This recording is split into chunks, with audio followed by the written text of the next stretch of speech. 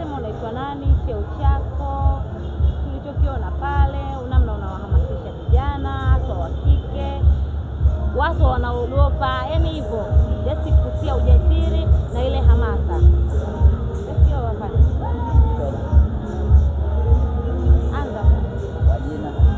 Kwa majina naitwa Sajenti Leokadia Abdalla Amili, ni askari wa Jeshi la Zimamoto na Uokoaji Tanzania. Mimi naokoa katika majengo marefu na mafupi na kwenye mashimo pia. Najisikia furaha sana na najisikia amani sana kufanya hii kazi, maana ni kitu ambacho nakipenda. Nawahamasisha askari wa kike wenzangu na vijana wenzangu wakipenda hichi kitu, kwani ni kizuri. Kamba ni imara sana, haiwezi kukuangusha, na kamba iko strong sana, ina uwezo wa kubeba vitu vizito. Kwa hiyo ni kitu ambacho unaweza ukafanya ukiwa na amani zote, huwezi kuteteleka ukiwa katika kamba. Kikubwa ni kujiamini na kuwa imara katika ile kazi ambayo unaifanya. Katika kumbukumbu yako kipindi unaanza haya mafunzo, mlikuwa wanawake wangapi? Katika kumbukumbu zangu tokea tunaanza mafunzo tupo wanawake 2. Mwenzangu ni Koplo Lailati Muya ambaye yeye leo alikuwa kwenye farasi. Ndo na mimi Sajenti Leokadia Abdalla ambaye ndo niliperform kwenye high angle rescue.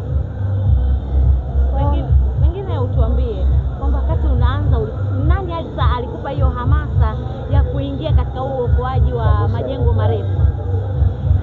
Hamasa mimi niliipata kupitia hao askari wa kiume, jinsi ambavyo walikuwa wanafanya, kwa sababu nilivyoona jinsi wanavyofanya nikasema kwani mimi nashindwa nini kufanya kile kitu. Ndio maana na sisi tukaamua kuingia ili tuweze kufanya kile kitu.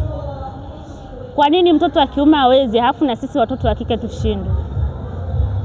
Mko wangapi Tanzania nzima kwa wanawake?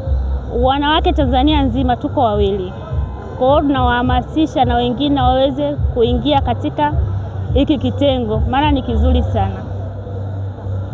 Kuna nini unakikumbuka unapoanza kazi ambacho hutakuja kuisahau, ukisahau wakati unaokoa watu?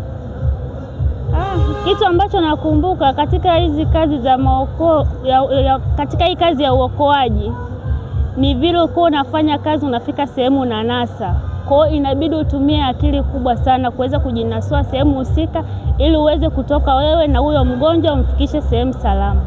Kwa hiyo hii kazi haihitaji sana haya matumizi ya teknolojia kama AI, nini, inahitaji akili yako binafsi. Hii kazi inahitaji akili yako yani itulie, ndio utaweza kuifanya hii kazi ipasavyo.